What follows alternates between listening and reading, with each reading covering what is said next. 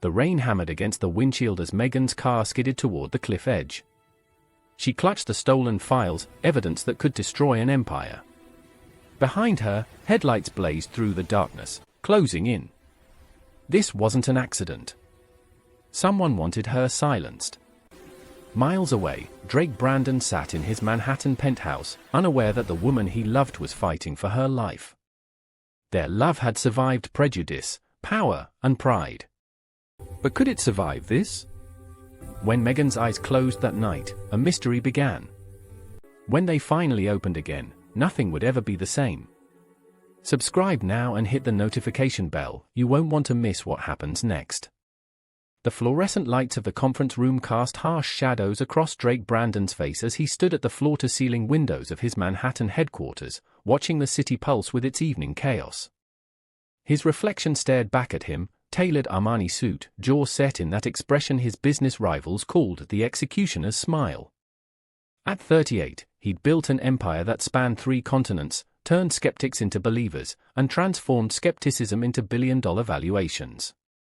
Tonight, he was about to close the biggest deal of his career.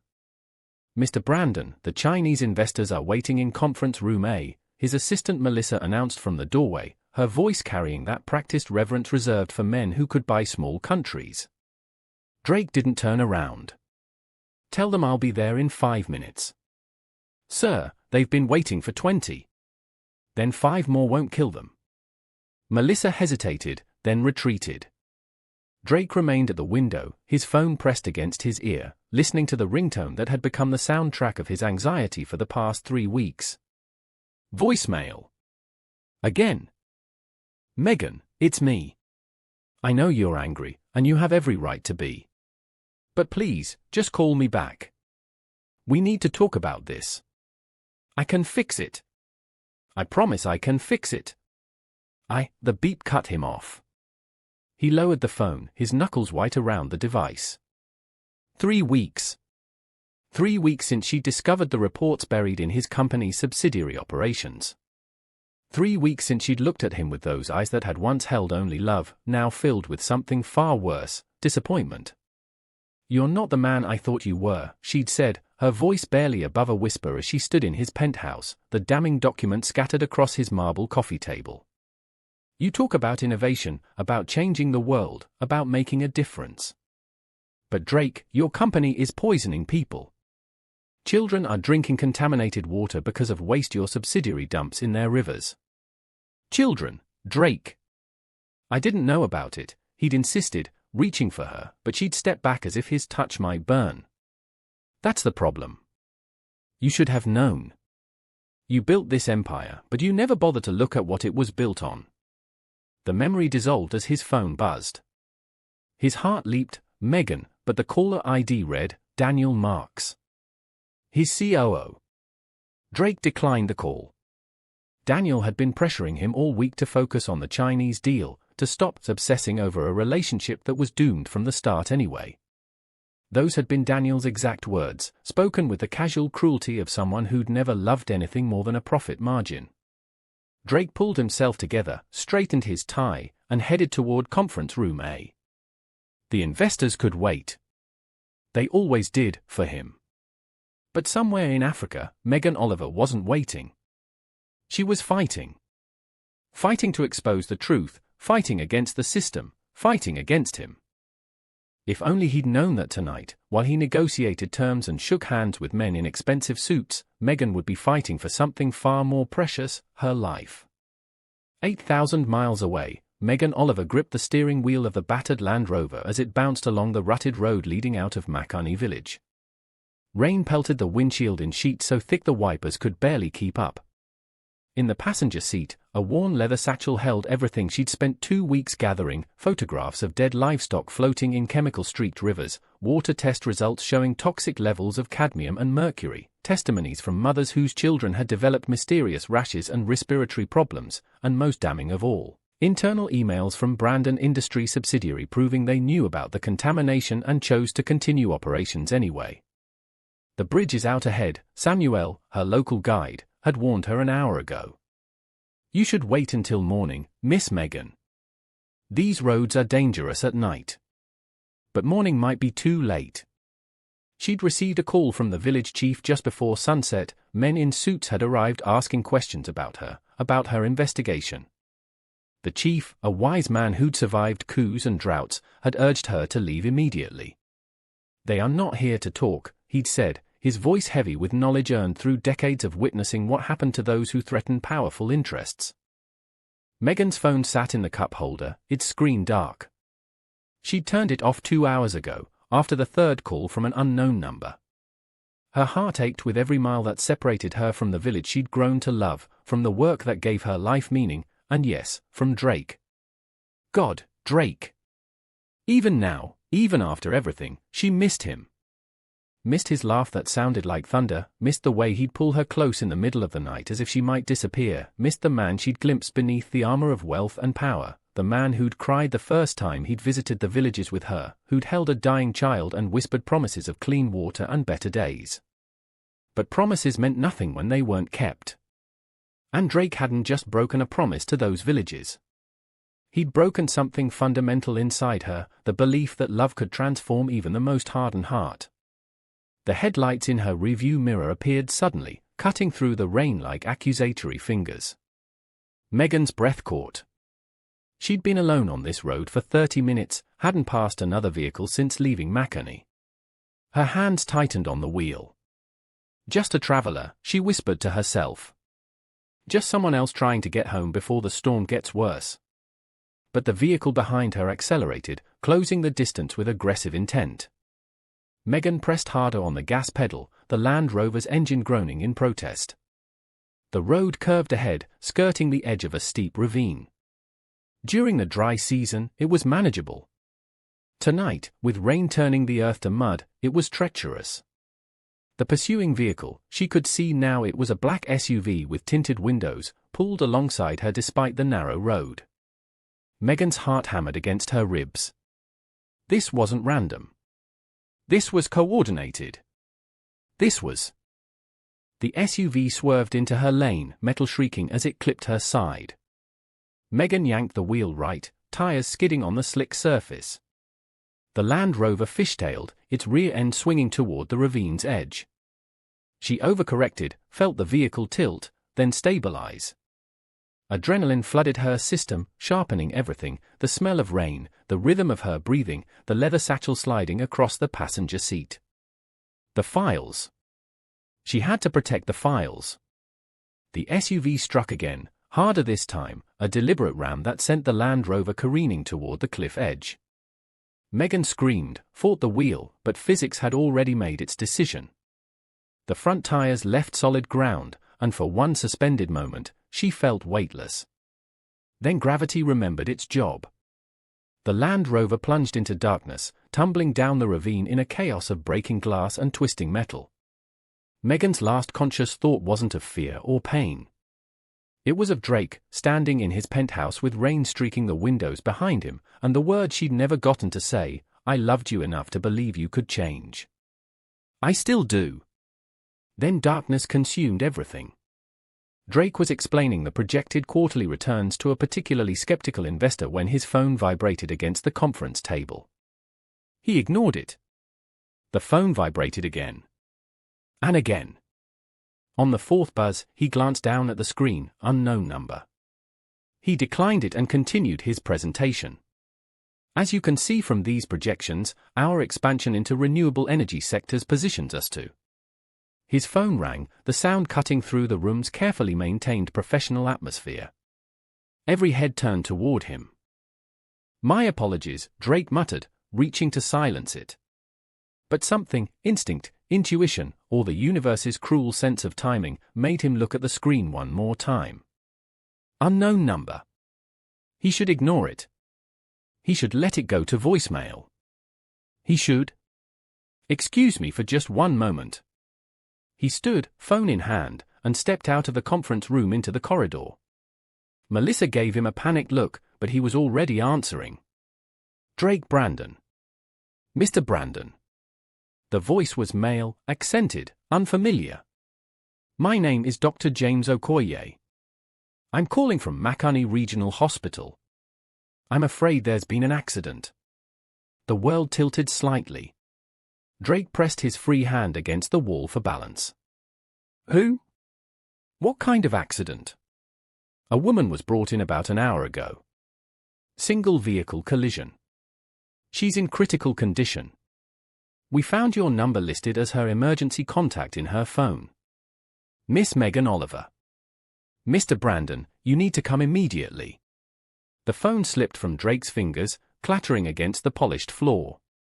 Melissa rushed toward him, her voice distant and tinny. Mr. Brandon? Sir, what's wrong? But Drake couldn't hear her. He couldn't hear anything except the roar of his own blood in his ears and the doctor's words echoing in the space where his heart used to be. Critical condition, critical condition, critical condition. He was moving before conscious thought caught up. Striding past Melissa, past the conference room where 12 investors representing $400 million waited, past the executive offices where his empire hummed with the machinery of wealth creation. None of it mattered. None of it had ever mattered. Cancel everything, he told Melissa, his voice a stranger's, rough and broken. Cancel the meeting. Cancel tomorrow's conference calls. Cancel everything for the next week. Month. However long it takes. Sir, the investors. I don't care about the investors. He punched the elevator button with more force than necessary. Get Daniel on the phone. Tell him he's in charge until I get back. And book me on the next flight to Africa. I don't care if you have to charter a jet. Just do it. Mr. Brandon, what happened? The elevator doors opened. Drake stepped inside and turned to face Melissa, seeing his reflection in the polished doors behind her, a man who'd spent 15 years building monuments to his own ambition, only to realize that none of it meant anything without her. The only thing that mattered, he said quietly. I'm about to lose the only thing that ever mattered. The doors closed on Melissa's shocked face, and Drake was alone with his terror. 16 hours later, Drake walked through the corridors of Makani Regional Hospital, a building that bore little resemblance to the gleaming medical facilities he knew in New York. The walls were clean but showed their age, the floors worn smooth by decades of shuffling feet. The smell of disinfectant couldn't quite mask the underlying scent of humidity and illness. None of it registered beyond the periphery of Drake's awareness. His entire world had contracted to a single point, finding Megan. Dr. Okoye met him outside the ICU, a tall man with graying temples and eyes that had seen too much suffering to be shocked by any of it. Mr. Brandon. Where is she? Please, let's talk first. Where is she? Drake's voice cracked like a whip. He'd spent 16 hours on planes and in airports, every minute a special kind of torture, imagining the worst. He was done with delays. Dr. Okoye gestured toward a small consultation room. Drake followed, his body moving on autopilot while his mind raced through worst-case scenarios, each more horrific than the last. Miss Oliver sustained severe head trauma in the accident, the doctor began once they were seated. Drake remained standing.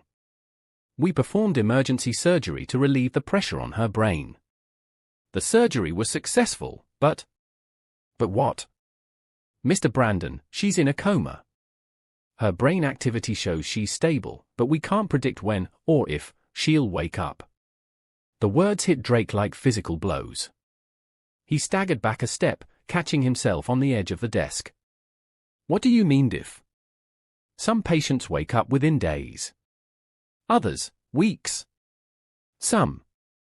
Dr. Okoye's voice softened. Some never do. I'm sorry. I know this isn't what you wanted to hear. Drake's hands curled into fists. What are her chances? It's impossible to say with certainty. Her youth and overall health work in her favor. But the next 72 hours are critical. If she shows signs of improvement, that would be encouraging. I want her transferred. The best hospital, the best neurologists, money is no object. Mr. Brandon, moving her right now would be extremely dangerous. She's stabilized, but barely. Any travel could cause catastrophic complications. I understand your desire to. You don't understand anything. Drake's voice was raw. You don't understand that 3 weeks ago, I let her walk out of my life over a fight that seems so goddamn stupid now. You don't understand that the last thing I said to her was that she was overreacting. You don't understand that if she dies, I die with her. So don't tell me you understand. Dr. Okoye met his gaze steadily. You're right. I don't understand your specific pain. But I understand loss, Mr. Brandon. I understand what it means to sit beside someone you love and pray for one more minute, one more hour, one more day. And I'm telling you that right now, the best thing you can do for Miss Oliver is stay here, talk to her, be present. Patients in comas can sometimes hear us. Your voice might be the thing that brings her back. Drake nodded, not trusting himself to speak. His throat felt like it was lined with broken glass. Can I see her? Of course. But Mr. Brandon, prepare yourself. She doesn't look like the woman you remember. Nothing could have prepared him. Megan lay in the hospital bed, her vibrant brown skin gone pale and ashen, her head wrapped in bandages that obscured her beautiful face. Tubes and wires connected her to machines that beeped and hummed with the rhythm of artificial life. Her arms, usually so animated when she talked, lay still at her sides. The rise and fall of her chest seemed too shallow, too fragile, as if she might simply forget to breathe. Drake approached slowly, as if sudden movement might shatter this nightmare reality. He pulled a chair close to her bedside and sank into it, his legs no longer capable of supporting his weight. His hand trembled as he reached for hers, carefully avoiding the four-line tape to her wrist. Her skin felt cool, foreign. Megan. His voice broke on her name. Megan, I'm here. I'm so sorry. God, I'm so sorry. She didn't respond. The machines continued their indifferent chorus. I should have listened to you. I should have fixed it the moment you showed me those reports. You were right about everything. You're always right about the things that matter. He pressed her hand to his cheek, felt the dampness of tears he had and realized he was crying.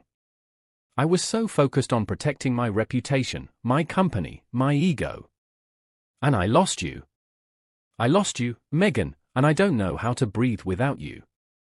The only answer was the steady beep of the heart monitor, marking time in a room where time had stopped meaning anything at all. I love you, Drake whispered. I never said it enough when you were awake, so I'm saying it now. I love you. I love your passion and your fury and the way you never let me get away with anything. I love how you laugh at my terrible jokes and how you sing off-key in the shower. I love that you believe in a world I'd given up on. I love everything about you, and I'm begging you, please come back to me. Please. The hours passed. Nurses came and went, checking vitals, adjusting medication, speaking in hushed tones. Drake didn't move from his chair. Couldn't. If he let go of Megan's hand, if he left this room, reality might collapse entirely. As the African sun set beyond the hospital window, painting the sky in shades of orange and crimson, Drake made a promise to the woman who couldn't hear him, or maybe she could, somewhere in the darkness where her consciousness had retreated. I'm going to find out what happened. I'm going to find out who did this to you and why. And I'm going to make sure they pay for every second of pain they've caused you. His grip tightened on her hand. But more than that, I'm going to be the man you believed I could be. The man you deserved all along. I'm going to shut down that subsidiary. I'm going to clean up every toxic operation. I'm going to use every resource, every connection, every dollar to make things right. Not for my reputation, not for the company, for you. Because you changed me, Megan. You showed me what actually matters. In the silence that followed, Drake could have sworn her fingers twitched against his palm. But when he looked down, her hand was as still as before. Wishful thinking. Desperate hope. The mind's cruel trick when faced with unbearable reality. He settled into the chair for what would be the first of many long nights, his hand never leaving hers, his voice never stopping, telling her stories of their time together, reminding her of the life waiting for her to reclaim it, willing her consciousness to find its way back from whatever void it had fallen into. Outside the hospital, the rain began again, drumming against the windows like the universe weeping for love, suspended in the space between heartbeats, between breaths, between the world of the living and whatever lay beyond. "Mr. Brandon, you need to eat something." Drake looked up from the leather-bound journal he'd been reading aloud, Megan's favorite Rumi poems, to find Dr. Okoye standing in the doorway with a concerned expression. Sunlight streamed through the window, which meant morning had arrived. Drake had lost track. Was this the second day? Third? "I'm fine. You've been here for 48 hours straight. You haven't slept, and from what the nurses tell me, you've barely touched the food they've brought." I said I'm fine. Drake's tone didn't invite argument, but Dr. Okoye stepped into the room anyway. "Mr. Brandon, I admire your devotion. But you can't help Miss Oliver if you collapse from exhaustion. I'm not leaving her. I'm not asking you to leave. I'm asking you to take care of yourself so you can be here when she wakes up." "When she wakes up. Not if." Drake clung to that distinction like a drowning man clings to driftwood. "Her brain activity has remained stable," Dr. Okoye continued. "That's a positive sign. But we're entering the critical window. The next 24 to 48 hours will tell us a great deal." Drake turned back to Megan's still form. In 2 days, he'd memorized every detail: the small scar on her left eyebrow from a childhood accident, the slight upturn of her lips even in unconsciousness, the way her eyelids fluttered occasionally as if she were dreaming. "What was she doing on that road?" Drake asked suddenly. The police report said single-vehicle accident, that she lost control in the rain. But Megan is an experienced driver. She's driven worse roads in worse conditions. Dr. Okoye hesitated. "I'm not an investigator, Mr. Brandon. But I've treated enough accident victims to know what different types of collisions look like. The damage to her vehicle was unusual. There were impact marks on the driver's side, suggesting another vehicle made contact." Drake's head snapped toward the doctor. "You're saying someone ran her off the road?" "I'm saying the physical evidence suggests it wasn't a simple loss of control. But again, I'm not an investigator. Perhaps the police?" "The police wrote it off as an accident within hours." Drake stood, energy flooding through his exhausted body. "I read their report. Minimal investigation, no witnesses, case closed. They didn't even process the vehicle properly. This is a small hospital in a poor region, Mr. Brandon. Resources are limited. Sometimes accidents are just... Not this time." Drake moved to the window, his mind already working through the logistics. Megan was investigating the water contamination. She told me she had evidence, documents that could prove Brandon Industries subsidiary was responsible. If someone knew she was about to expose them. His voice trailed off as the implications crystallized. Someone from his company. Someone who knew what Megan had discovered and saw her as a threat. Someone willing to kill to protect their secret. "I need to make some calls," Drake said, already pulling out his phone. But before he could dial, a voice from the doorway stopped him. "Still playing the grieving lover, I see." Drake turned to find Daniel Marks leaning against the doorframe, arms crossed, wearing an expression of practiced concern that didn't reach his eyes. Drake's COO was dressed in a crisp linen suit that somehow remained unwrinkled despite the long flight from New York, his silver hair perfectly styled, every inch the corporate executive. "What are you doing here, Daniel?" "Making sure you haven't completely lost your mind." Daniel stepped into the room, his gaze flicking dismissively over Megan's prone form before settling on Drake. "You've been gone for 2 days. You've missed 3 critical meetings, and the Chinese investors pulled out of the deal. Do you have any idea how much money you just cost us?" "I don't care." "Well, you should care. Because while you've been sitting here playing Florence Nightingale, I've been in New York trying to hold together the company you've apparently decided to abandon." Dr. Okoye cleared his throat. "Perhaps this conversation should continue elsewhere." "No." Drake's voice was ice. "Daniel, I told Melissa to have you handle things in my absence. That's what I pay you for. You pay me to be your COO, not your replacement. The board is getting nervous, Drake. They're starting to ask questions about your mental state, your priorities, your ability to lead the company. Then tell the board that my priorities have shifted. Tell them that Brandon Industries is going to undergo some changes. Daniel's eyes narrowed. What kind of changes? The kind where we stop poisoning children for profit. Drake moved closer to his COO, and something in his expression made Daniel take an involuntary step back. I know about the subsidiary, Daniel. I know about the illegal dumping, the falsified reports, the payoffs to local officials. And I'm shutting it all down. For just a moment, a fraction of a second, something flickered across Daniel's face. Surprise? Fear? It was gone too quickly to identify, replaced by practiced incredulity. You can't be serious. Drake, that subsidiary generates $40 million in annual revenue. Shutting it down would. I don't care if it generates $400 million. It's over. I want every operation suspended immediately, a full environmental impact study conducted, and reparations paid to every affected village. I want our lawyers to start drafting settlement agreements, and I want the people responsible for covering this up fired and prosecuted. You're going to destroy everything we've built over some misguided sense of. Everything I've built was a lie. Drake's voice rose, echoing off the hospital walls. And the woman lying in that bed is paying the price for it. So yes, Daniel, I'm serious. Dead serious. You have 48 hours to begin implementation, or I'm replacing you with someone who will. Daniel's jaw tightened. When he spoke again, his voice was carefully controlled. I think you need to come back to New York. Clear your head. Get some distance from this situation and think rationally about. This isn't a situation. This is Megan. And the only distance I'm getting is from people who think profit margins matter more than human lives. Drake. Get out. You're making a mistake. Get out. The words erupted from somewhere primal, somewhere beyond reason or decorum. Dr. Okoye jumped.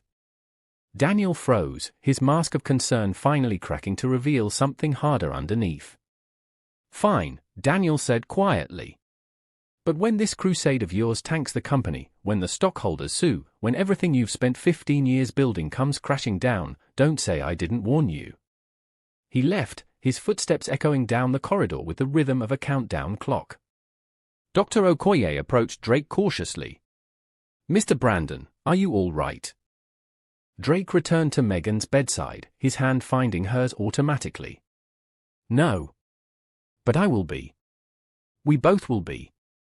He didn't notice the way Megan's heart rate had spiked during his confrontation with Daniel, didn't see the subtle tension that had entered her jaw. The machines recorded it all faithfully, but their data would only be reviewed later when patterns emerged and questions arose about what unconscious minds could perceive from their prison of silence.